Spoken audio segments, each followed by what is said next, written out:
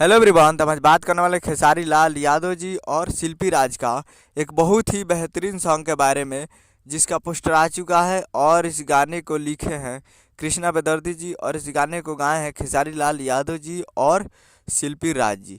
और इसमें म्यूजिक भी दिए हैं कृष्णा बेदर्दी जी ही, जो कि आपको स्क्रीन के ऊपर दिखाई दे रहा है। जिस सॉन्ग का टाइटल है सुना ये करेजा, जिसका टाइटल है सुना ये करेजा। और वीडियो में खेसारी लाल यादव जी और कल्याणी सिंह जी, फिट में है कल्याणी सिंह जी। तो खेसारी लाल यादव जी के साथ बहुत दिन के बाद कल्याणी सिंह जी नज़र आने वाली है इस वीडियो में।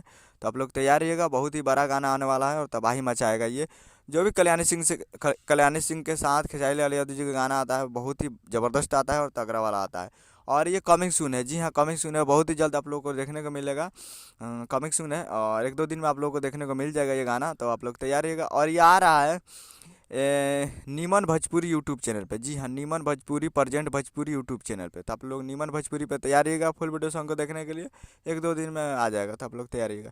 तो यही अपडेट है। मैं इस वीडियो से चैनल को सब्सक्राइब करके बेल बजे ताकि के लेटेस्ट लाते हैं वीडियो को एक लाइक कीजिए, चैनल को सब्सक्राइब कीजिए। मिलते हैं अगले वीडियो में, तब तक के लिए जय हिंद जय भोजपुर।